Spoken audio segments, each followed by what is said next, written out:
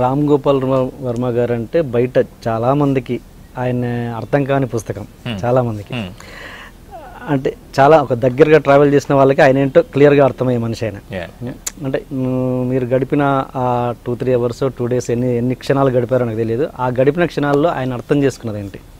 Is a very straight forward person అండి. అంటే అంటే లోపల ఒకటి బయట ఒకటి మాట్లాడే అవసరం లేదు, మాట్లాడే రకం కూడా కాదు ఆయన.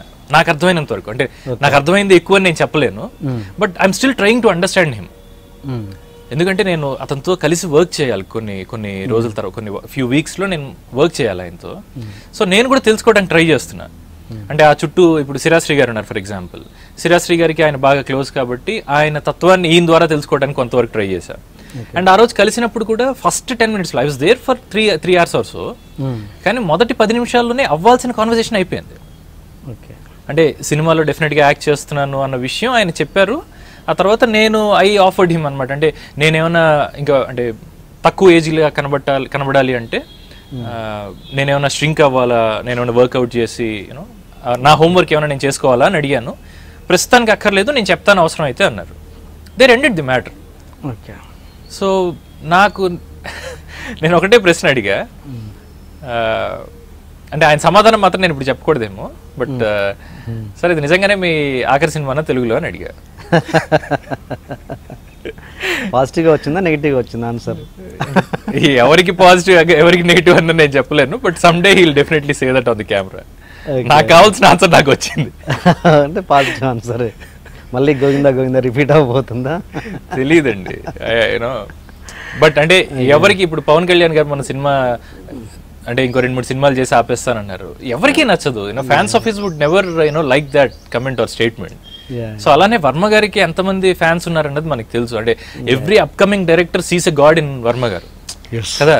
అంటే డైరెక్టర్ అంటే ఒక విజన్ ఉన్న ఏ డైరెక్టర్కి అయినా సరే అతను ఒక ఇన్నోవేటర్. శివ టైంలో ఒక రెబిలియస్ డైరెక్టర్ ఆయన. సో డెఫినెట్గా ఆయన సినిమాలు వదిలేసి తెలుగు సినిమాలు వదిలేసి నేను వెళ్ళిపోతానంటే ఎవరికి నచ్చదు. నాకు కూడా వర్మ గారి దగ్గరికి వెళ్ళక ముందు ఆయన మీద మీ అభిప్రాయం ఏంటి, వెళ్ళాక మీ అభిప్రాయం ఏంటి? ఏమన్నా మార్పు ఉందా? It's just choice of cinema అండి. ఆయన తీసే dark films are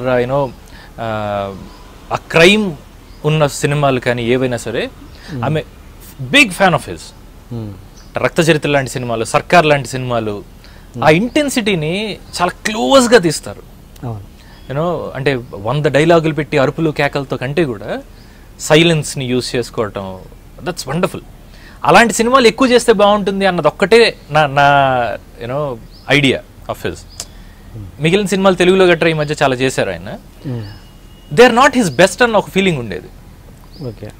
but luckily నేను అసోసియేట్ అవుతున్న ఫిల్మ్ నాకు ఏ వర్మ గారి సినిమాలు అయితే ఇష్టమో ఆ సినిమాతో ఇప్పుడు అసోసియేట్ అవుతున్నా. I hope it continues in the future.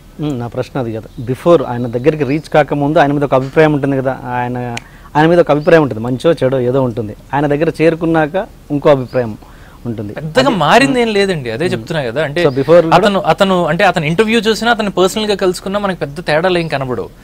కాకపోతే పర్సనల్ గా కలుసుకుంటే అతను అర్థం చేసుకోవాలని ట్రై చేస్తాం, ఇంటర్వ్యూ చూస్తే ఊరికే చూసి వదిలేస్తాం. నాకు తెలిసిన డిఫరెన్స్ అంతే, మనిషిలో ఏం మార్పు లేదండి. హ్యాపీ డేస్ సినిమా తర్వాత ఆ సినిమా పెద్ద హిట్ అయింది. దాంట్లో వరుణ్ సందేశ్ అండ్ నిఖిల్ వాళ్ళు ఏదో విధంగా మొత్తానికి ట్రాక్ ఎక్కారు. ఇప్పుడు సక్సెస్ఫుల్, అంటే వాళ్ళ సక్సెస్ ఏ రేంజ్ అనేది పక్కన పెడితే వాళ్ళకి ట్రాక్లో ఉన్నారు వాళ్ళు. అండ్ టైసన్, ఆయన పూర్తి పేరు ఏంటంటే రాహుల్ అండ్ మీరు మాత్రం కాస్త వెనకబడిపోయారు.